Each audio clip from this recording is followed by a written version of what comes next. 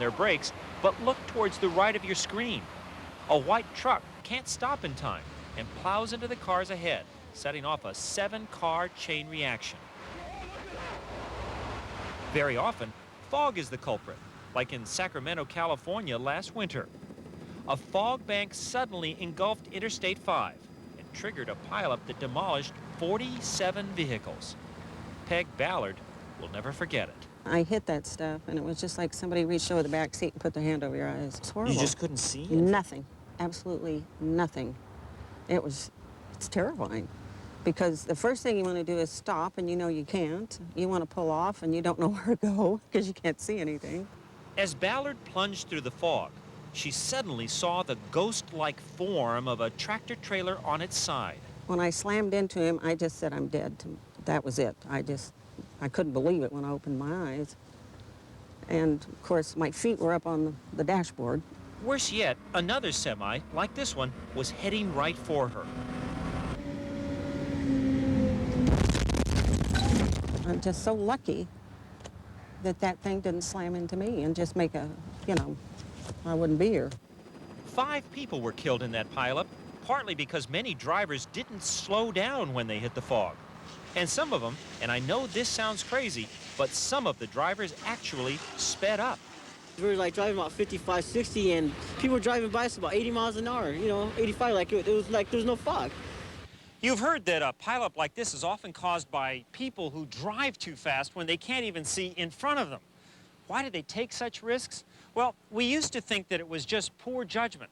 But now, brain research is offering another possible answer, having to do with a little-known but fascinating optical illusion. It was recently discovered in Britain, where pileups and fog are so much a part of the landscape, they're studied as a science. Car pileups are a problem wherever they occur. At the forefront of that study is Professor Bob Snowden with his discovery of why people drive so fast in fog. So is it that people are being a little bit careless? Well, what our research is beginning to show is that perhaps it isn't just carelessness or stupidity. It might actually be a product of the way our brains work. He's traced the problem to the back of our brains, to this pea-sized group of brain cells. Turns out the cells have 2 separate jobs. One is to judge contrast. The cells fire quickly on clear days, slowly on foggy days. Their second job is to judge speed. They fire quickly when you move quickly, slowly when you move slowly. You notice now that the scene's fairly foggy. Problem is, Snowden discovered, the brain sometimes gets those 2 jobs mixed up, as you're about to see. Next one is 70. In this experiment, people start out driving on a clear day. Without a speedometer, they have to guess when they get to 70 miles an hour. Most get it right. That feels like 70 to you in the sunny condition. Correct. But when they have to guess their speed in fog, look out. Remember now, on foggy days, those special brain cells fire slowly. But the brain gets confused and thinks the slow firing also means you're moving slowly.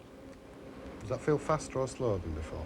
Slower. Thinking that you're driving too slow, you naturally, disastrously speed up. But would you be surprised to hear that when we put you in dense fog and asked you to 70, you actually drove at 94 miles an hour then? Oops. Okay, and this is my steering. What about you at home?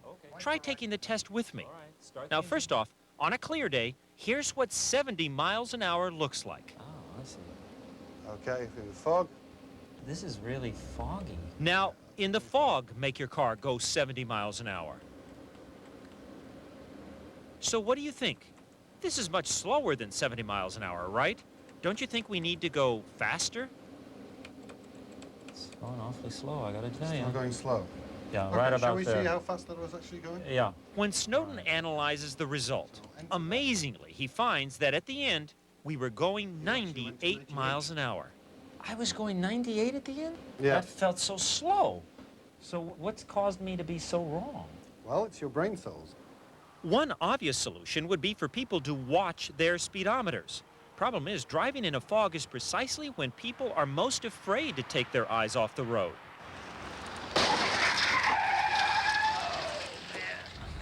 Just another hit. Speed is not the only danger, says Rusty Haight. He analyzes auto accidents for a living and says that pileups are deadly at any speed. for one simple reason. As the cars start piling up and they rotate in the road, pretty soon you get them to where instead of in line with the lane markers, you have them sitting broadside to the next car. And if you're standing broadside like that as a result of your collision, the next car is going to hit you from the side. Absolutely. They can't be pretty. Oh, no, it can get real ugly. To demonstrate the danger, we asked Haight to create and analyze a full-scale, real-life pileup. As Haight speeds up, he approaches a disabled vehicle on the road ahead. He puts on his brakes, but can't stop in time. After each collision, sure enough, the cars spin around, many of them ending up broadside to the road. Cars are mostly designed to take hits from the front and rear. So when they're spun around like this, the unprotected passenger side is completely vulnerable to incoming traffic. That means a baby in the back seat, which is where we tell parents it ought to be, is a helpless bullseye for the next oncoming vehicle. To make matters worse, tractor-trailers and SUVs have gotten bigger in the last few years. And look what's coming down the road now.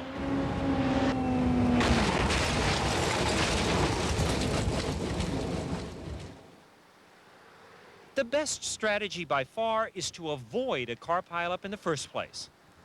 How? By doing exactly the opposite of what these cars are doing. How many of these cars here would be involved in a car pileup if suddenly there was like a fog bank or something? They all will be. So this is a car pileup waiting to happen. Waiting to basically. happen. Well, if you look at the green van... Jerry Eubanks is an accident investigator and former traffic cop. Yeah.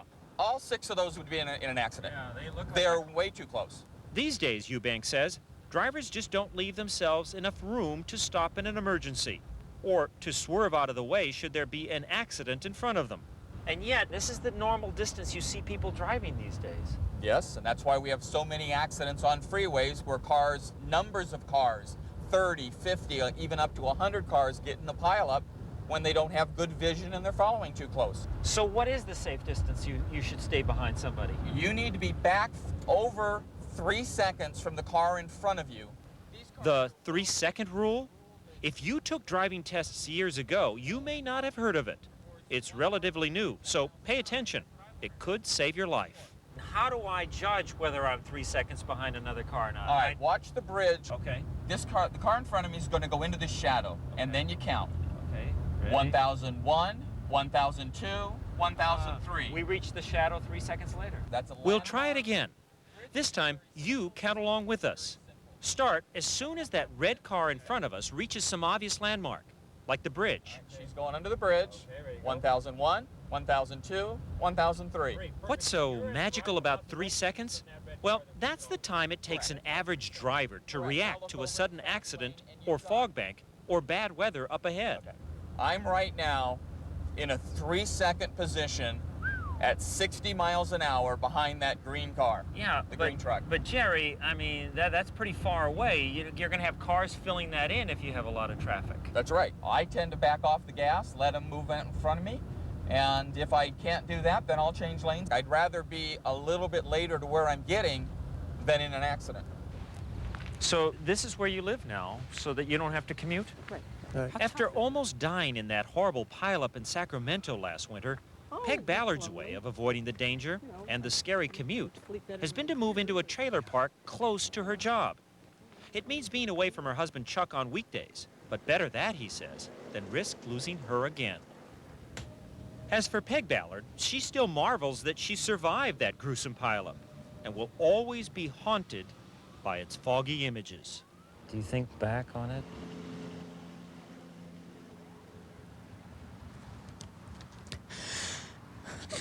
Excuse me.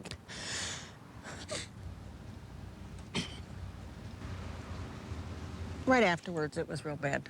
I couldn't sleep. Because every time I closed my eyes, I'd see that miserable semi.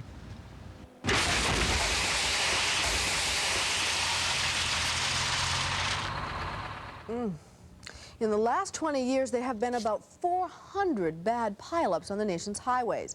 1,500 people have died. The vast majority of these accidents happened in the fog. So don't let your eyes deceive you. Slow down.